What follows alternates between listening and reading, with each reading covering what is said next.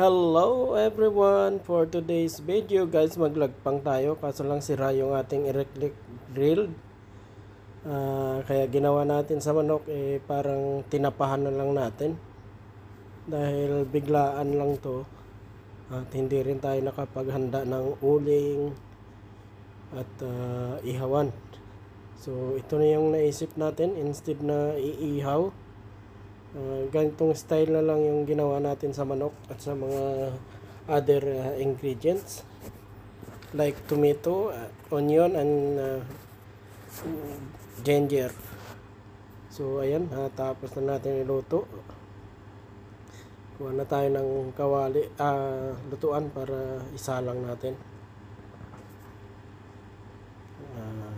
Pang mabilisan lang to. Dahil gusto natin makahigop ng sabaw. Ayun, salang na natin yan. So hiwain muna natin yung bawang. Ayan. Ito lang naman yung mga ingredients niya. Bawang, babalatan natin, tanggalin natin yung balat.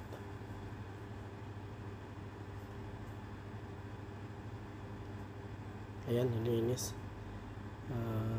Nagki-crave kasi tayo ng luto na linagpang ang tawag sa amin.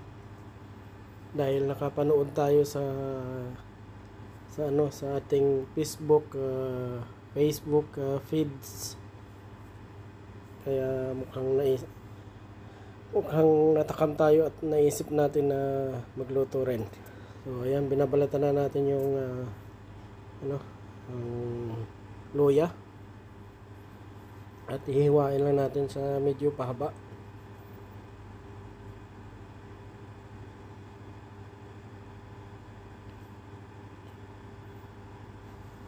At slice natin ng medyo maliliit para pwede rin natin makain. So hugas muna natin yung spring onion, tabi lang natin kasi mamaya na natin yan ihiwain sa last. So ayan, medyo mainit pa yung kamatis guys, umuusok pa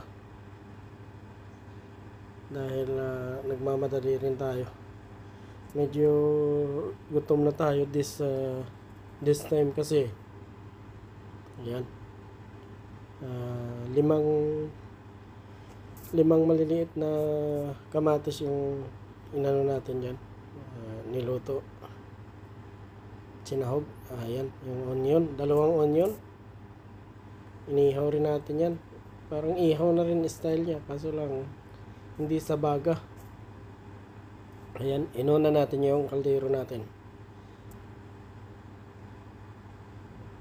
para kapag umpisa na tayo magluto, dahil tapos na natin hiwain yung yung pangsahog natin.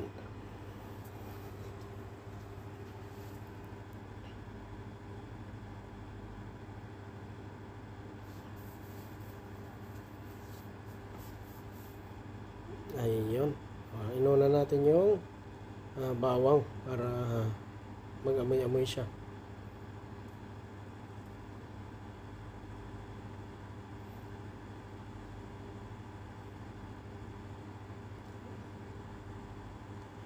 Yan, hintayin lang natin na mag golden brown. Ayan, ibuhos na natin lahat. Ayan, haluin. Halo-halo para magpantay ang luto. Ayan. So, takpan natin para hindi lumabas yung kanyang yung amoy.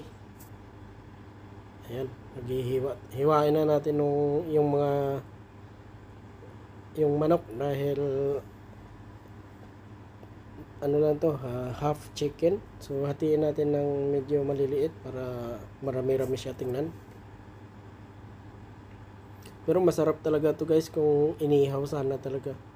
Inihaw sa baga or okay sana yung electric grill natin. Kaso lang sira yun eh. So ayan, nilagay na natin yung manok. Haluin natin. Ayan. Halo-halo lang guys para ano.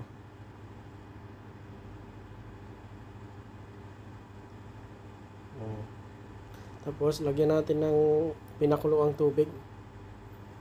At hintayin natin na kumulo rin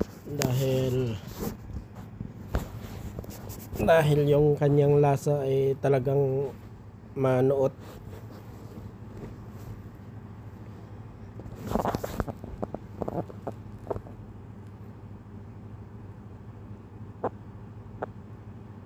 Ayan, takpan natin.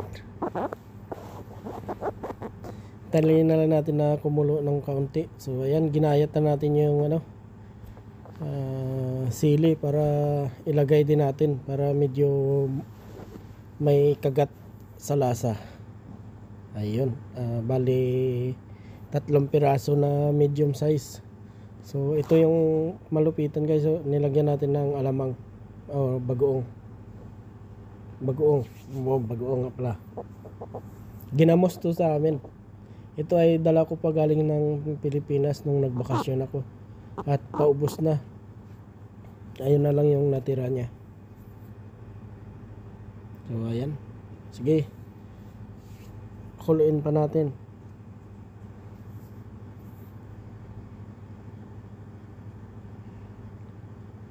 So ayan na guys. So titikman na natin kung okay yung ano nito. Kung pasado na. Pwede na nating tirahin. Ayun. Lagyan natin ng rock salt. Ayun. Pakulo pa ng konti. At dagdag ng tubig. Kasi ihigop tayo ng marami. Lagyan na natin yung onion guys. Spring onion. Sibuyas dahon. Ayan. Tapos haluin lang. Takpan natin at pakuluin ng mga ilang minuto. Yan. Ilang segundo lang yan. Pwede na nating ayan, kumukulo na. Ayun, okay na yan guys. Kumukulo na. Ayan, sana masarap.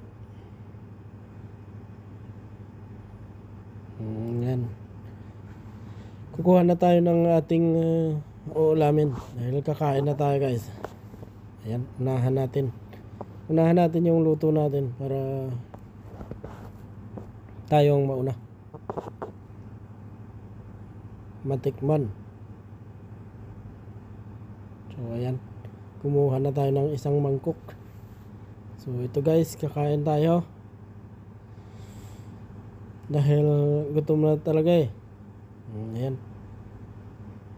Oo. Ayos.